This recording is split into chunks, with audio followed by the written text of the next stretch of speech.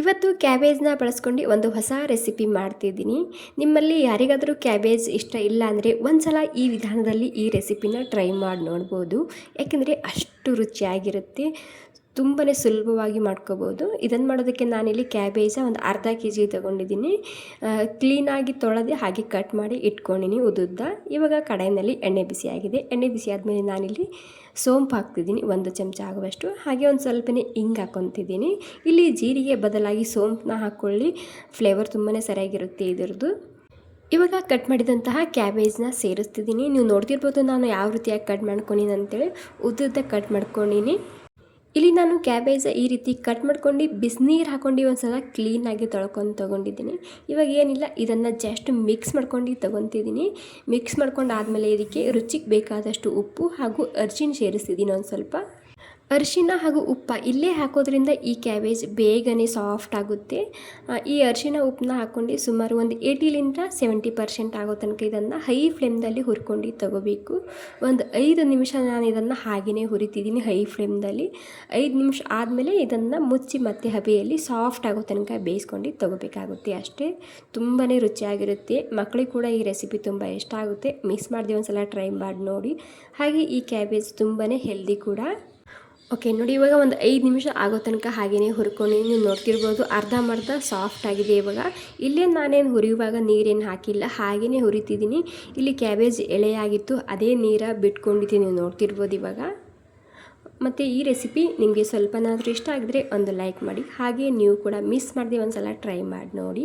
ಒಂದು 5 ನಿಮಿಷ ಹೈ ಫ್ಲೇಮ್ದಲ್ಲಿ ಹುರ್ಕೊಂಡಿನಿ, ಒಂದು 2 ನಿಮಿಷ ಮುಚ್ಚಿಟ್ಟಿದ್ದ ಹಬೆಯಲ್ಲಿ ಸ್ಲೋ ಗ್ಯಾಸ್ನಲ್ಲಿ. ಇವಾಗ ಮತ್ತೆ ಇದನ್ನು ಒಂದು ಸಲ ಮಿಕ್ಸ್ ಮಾಡಿ ಮತ್ತೆ ಒಂದು 2-3 ನಿಮಿಷ ಇದನ್ನು ಸ್ಲೋ ಗ್ಯಾಸ್ನಲ್ಲಿ ಮುಚ್ಚಿಡ್ತಿದ್ದೀನಿ. ಅಂದರೆ ಇದನ್ನು ಹಾಗೆಯೇ ಸಾಫ್ಟ್ ಆಗೋ ತನಕ ಬೇಯಿಸ್ಕೊಂಡು ತೊಗೋಬೇಕು. ಓಕೆ ನೋಡಿ, ಇವಾಗ ಒಂದು 70% ಆಗೋ ತನಕ ಈ ಕ್ಯಾಬೇಜ್ ಪೂರ್ತಿಯಾಗಿ ಸಾಫ್ಟ್ ಆಗಿದೆ. ಇವಾಗ ನೀವು ನೋಡ್ಕೊಂಡು ಬೇಯಿಸ್ಕೋಬೋದು, ಯಾವ ರೀತಿ ಬೇಕು ಆ ರೀತಿ. ಈ ಟೈಮ್ನಲ್ಲಿ ಇದಕ್ಕೆ 1 ಕಪ್ ಆಗುವಷ್ಟು ಫ್ರೋಜರ್ ಮಟರ್ ಹಾಕ್ತಿದ್ದೀನಿ. ಅಂದರೆ ಆಲ್ರೆಡಿ ಬೆಂದಿರುತ್ತೆ ಇದು.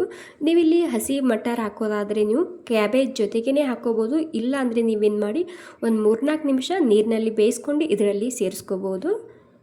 ಓಕೆ, ಇವಾಗ ಮಟರ್ ಹಾಕ್ಕೊಂಡು ಮಿಕ್ಸ್ ಮಾಡ್ಕೊತಿದ್ದೀನಿ. ಮಟರ್ ತುಂಬಾ ಫ್ಲೇವರ್ಫುಲ್ಲಾಗಿ ಬರುತ್ತೆ ಈ ಕ್ಯಾಬೇಜ್ ಜೊತೆಗೆ. ಒಂದು ಸಲ ಮಾಡಿ ನೋಡಿ, ಖಂಡಿತ ತುಂಬ ಇಷ್ಟ ಆಗುತ್ತೆ. ಇವಾಗ ಇದಕ್ಕೆ ಹೋಮ್ ಮೇಡ್ ಪ್ಯೂವರ್ ಆಗಿರುವಂತಹ ಒಂದು 2 ಚಮಚ ಆಗುವಷ್ಟು ಮಸಾಲೆ ಖಾರ ಹಾಕ್ತಿದ್ದೀನಿ. ಆಲ್ಮೋಸ್ಟ್ ಈ ಮಸಾಲದಲ್ಲಿ ಎಲ್ಲ ಮಸಾಲ ಇರುತ್ತೆ. ಮತ್ತು ಒಂದು ಸ್ವಲ್ಪನೇ ನಾನಿಲ್ಲಿ ಗರಂ ಮಸಾಲ ಹಾಕಿದ್ದೀನಿ. ಈ ಮಸಾಲೆ ಖಾರ ಬೇಕಿದ್ರೆ ಆರ್ಡ್ರ್ ಕೂಡ ಮಾಡ್ಬೋದು. ತುಂಬ ಸರಿಯಾಗಿದೆ ಈ ಮಸಾಲ. ಆಲ್ಮೋಸ್ಟ್ ಎಲ್ಲ ಪಲ್ಯಗೂ ಈ ರೀತಿ ಕೊನೆಗೆ ಒಂದು 2 ಚಮಚ ಹಾಕಿದರೆ ಸಾಕು, ಬೇರೆ ಯಾವುದೇ ಮಸಾಲ ಹಾಕೋ ಅವಶ್ಯಕತೆ ಇಲ್ಲ. ಓಕೆ, ಇವಾಗ ಮಸಾಲ ಹಾಕಿದ ಮೇಲೆ ಮತ್ತೆ ಒಂದು 5 ನಿಮಿಷ ಸ್ಲೋ ಗ್ಯಾಸ್ನಲ್ಲಿ ಮುಚ್ಚಿಡ್ತಿದ್ದೀನಿ. ಯಾಕಂದರೆ ಇದರಲ್ಲಿ ಮಟರ್ ಹಾಕಿರ್ತೀವಲ್ವ, ಅದು ಕೂಡ ಪೂರ್ತಿಯಾಗಿ ಉಪ್ಪು ಖಾರ ಹೀರ್ಕೊಳ್ಳುತ್ತೆ. ಒಂದು 5 ನಿಮಿಷ ಮುಚ್ಚಿಟ್ಟಿದ್ದ. ಇವಾಗ ಫುಲ್ ರೆಡಿಯಾಗಿದೆ ಇದು. ಕೊನೆಗೆ ಕೊತ್ತಂಬರಿ ಸೊಪ್ಪು ಹಾಕ್ಕೊಂಡು ಮಿಕ್ಸ್ ಮಾಡ್ಕೊತಿದ್ದೀನಿ. ಇದು ಚಪಾತಿ, ರೊಟ್ಟಿ ಹಾಗೂ ಬಿಸಿ ಅನ್ನಕ್ಕೆ ಸೂಪರ್ ಆಗಿರುತ್ತೆ. ಮತ್ತು ಟಿಫಿನ್ ಬಾಕ್ಸ್ಗೆ ಸೂಪರ್ ಆಗಿರುತ್ತೆ. ಸೊ ಮಕ್ಕಳ ಟಿಫಿನ್ ಬಾಕ್ಸ್ಗೆ ಒಂದು ಸಲ ಮಾಡಿ ನೋಡ್ಬೋದು.